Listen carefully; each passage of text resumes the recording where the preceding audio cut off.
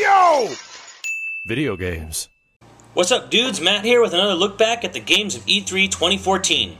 Now, one of the last games I played at the show, and one of the best games as it turns out, was Alien Isolation. After dealing with the Lord of Lies, Randy Pitchford, and his little henchman, Mikey Newman, we were all kind of pessimistic of a new Alien game by Sega. But, to be fair, this one's being made by the Rome Total War guys at Creative Assembly, and not the bastion of bullshit in Texas. So, how does Alien Isolation stack up? Well, to sum it up very quickly, it plays out like the last 10 minutes of Alien, the movie. The demo on the show floor was basically a challenge map. It wasn't part of the single-player campaign at all. It basically took a segment from the game, and basically you had to get to the end of the level without getting killed, and there were a couple extra challenges, such as don't use your motion tracker, and find 2 missing dog tags, etc., etc. What I really liked about Alien Isolation was, like titles like Zombie U, it's a game that rewards players who use their brains rather than trying to run through it and just speedrun the whole thing. The alien's really cool because he actually is randomly placed in different spots on the map when you start it. So while it is sort of PR bullshit to say, oh, you never experience the same game twice,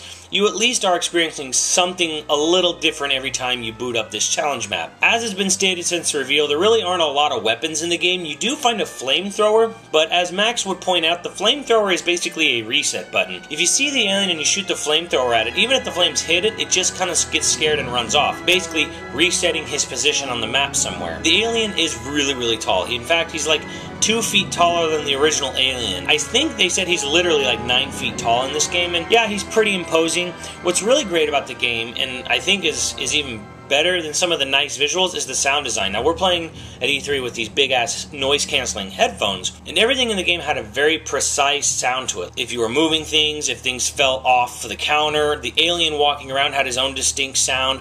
Everything was great because everything sounded unique. And of course, the sound just adds to the scare factor in the game as well. So, you might, like, hear something, it might be nothing, and you'll just run into a corner and huddle and wait there. What might make it sound like total scrubs is the fact that neither I nor Max, after multiple tries, could actually beat the demo. Sadly, as it turns out, it seems only 23 people at the show, because we were playing on the last day, had actually completed this challenge room. So the game was actually pretty hard. Maybe it was boosted up to a higher difficulty just so Sega could brag about it. I don't really know. What I do know is, though, that trying to sneak around the alien was really hard. If he was near you, it was almost impossible to get away from it. One thing that makes it different than, say, a standard zombie or other thing is that the alien is actively hunting you. It is looking for you. It's waiting to hear anything. It actually sniffs out areas. It patrols. It's not just like a generic AI bot that kind of just goes down a path, looks around, goes down another path, looks around. No, it actually is waiting to hear something. And if it does hear anything, it immediately investigates. Like,